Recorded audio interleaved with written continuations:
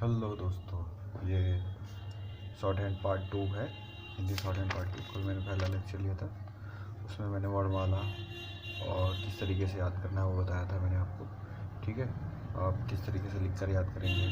ठीक है, कल मैं कुछ चीज़ें भूल गया था, मैं आपको बता दूँ। ये आपको ध्यान रखना है कि जो थर्ड और फोर्थ वाली चीज़ें डार्क बननी है, आपको बिल्कुल डार्क बनानी है ये। ठीक है, और ये हल्की हैं, मतलब लाइनें हल्की हैं इस साइड वाली। ठीक है, चूँकि ये क ख ग घ ये क वर्ग वाले हैं, तो ये सीधी एक 180 डिग्री की रेखा बनती है, उस हिसाब से बनती है। फिर उसके बाद ये 45 डिग्री पे बनता है, फिर ये 90 डिग्री, फिर ये त का अलग ही वो है, त वर्ग का एक ब्रैकेट बन जाता है। फिर प वर्ग में ये 135 डिग्री पे एंगल पे घूम जाती है। फिर य वर्ग है, इसका अलग ही है। र और ल का मैंने बताया था किस तरीके से आपको याद रखना है। स है वो आपको इस तरीके से याद रखना है। ठीक है, बाकी सब वैसे ही है, आप जितना प्रैक्टिस करोगे उतनी जल्दी याद होगा। ठीक है, तो मैंने आपको कल कुछ एक्सरसाइज बताई थी जो आपको याद करनी थी। ठीक है, मतलब याद नहीं करनी थी, लिख के प्रैक्टिस करनी थी। ये वाले अभ्यास 1 और अभ्यास 2 शायद आपने किया हो तो ठीक है, नहीं किया है तो आप कर लीजिए, वो बहुत ज़रूरी है। कुछ चीज़ें इसमें देखो इंपॉर्टेंट है, वो मैं आपको बता देता हूँ। देखो इसमें क्या लिखा है, त वर्ग और स के लिए दाएं और बाएं दोनों तरफ से ही एक प्रकार का वक्र रेखा ली गई है, जैसे कि चित्र 1 और 2 में दिया गया। ये इधर से बाएं दाएं दोनों तरफ से त के लिए है, आपको याद रखना है। ठीक है, दूसरी चीज़ जो कन्फ्यूज़न है आपको, श और स में इसलिए भेद नहीं किया जाता है क्योंकि मुहावरे से पता लगाया जा सकता है कि कहाँ पर स की आवश्यकता। हम देखते हैं कि कहाँ पे, जैसे इस स की और इस स की कहाँ कहाँ आवश्यकता है, इसको कब लिखना है, इसको कब लिखना है। जैसे कि कुछ वर्ड आएगा, वहाँ पे हम स से ही बना लेंगे, मतलब इस तरीके से ही बना लेंगे।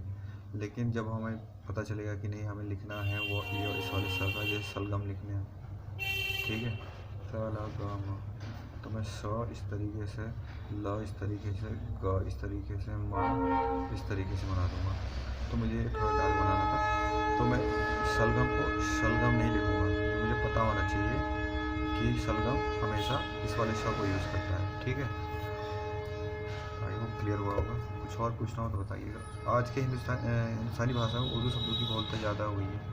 ठीक है, उर्दू और फारसी शब्दों का प्रयोग अधिक है, कारण ज नीचे डॉट लगाए का उपयोग अधिक होता है, जैसे सजा, मर्जी आदि शब्दों में। वहाँ पर इसे बाएं और दाएं स के संकेत को सुविधा अनुसार मोटा कर लेते हैं। जैसे मान लीजिए कि सजा है तो स को थोड़ा डार्क कर लेंगे और ज बना देंगे, तो हमें पता चल जाएगा कि स जो नेक्स्ट ज है उसमें वर्ड जो है वो थोड़ा डार्क हो गया, तो मतलब ज डॉट से बनेगा। ठीक है, अब देखिए श का उच्चारण या तो ख होता है या श होता है। देखिए स जो होता है, ये वाला स, ये कभी कभी ख की तरह उच्चारित होता है या फिर स की तरह उच्चारित होता है, सलगम वाले। तो अपने हिसाब से जैसा भी शब्द में यूज़ हुआ है, हम ख ही बनाते हैं, और जब डिकोड करते हुए, ट्रांसलेट करते हुए इसे स बना लेते हैं। ठीक है, ख का यूज़ कर लेते हैं।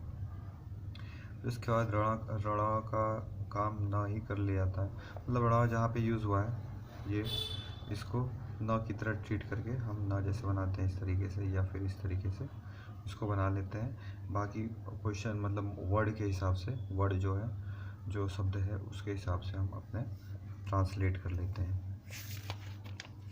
जैसे मैंने सलगम वाला बताया था, सलगम आप इस तरीके से लिखें, ट्रांसलेट इस तरीके से ही करोगे। ठीक है, लिखने को तो आपने इस तरीके से लिखे, लेकिन ट्रांसलेट इस तरीके से करो। अभ्यास 1 और अभ्यास 2 ये मैंने कल आपको बताया था, कर लेना।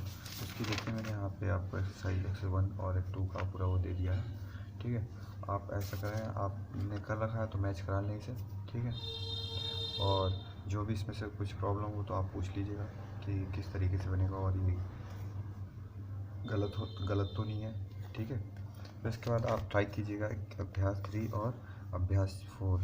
ठीक है, इसमें क्या है, एक वर्ड, मतलब एक वर्ण दूसरे वर्ण से मिलाकर लिखा गया है। ठीक है, आप कुछ वर्ड हैं जैसे मच्छर वगैरह, बाज है। ठीक है, ये मैं कल आपको बता दूंगा, मतलब नेक्स्ट लेक्चर बता दूंगा। ठीक है, अगर कोई सीखना चाह रहा है या देख रहा है कंटिन्यू, वो कमेंट करे, अगर क्वेश्चन कुछ है तो मुझसे पूछ सकता है। बाकी मेरे पिछले ट्यूटोरियल में भी मैंने जो बनाया था वीडियो, उससे भी हेल्प ले सकता है, उसमें भी काफ़ी अच्छे तरीके से मैंने समझाया। ठीक है, और ये वाली बुक ज़रूर ले लेना। और ये इस वाले कॉपी पे अभी से नहीं, अभी तो कहीं पे भी किसी भी कॉपी पे ट्राई करो, वहाँ पे ये वाली कॉपी आपको मिलती है। आपको इस पे लिखना होता है, चाहे इस टाइप की कोई कॉपी मिलेगी, इस पे लिखना होगा। फिर इस कॉपी को लेके जाना होगा कंप्यूटर के पास, और इस कॉपी में से जो आपने लिखा है शॉर्टहैंड, उसको हिंदी में उस कंप्यूटर पे टाइप करना होगा।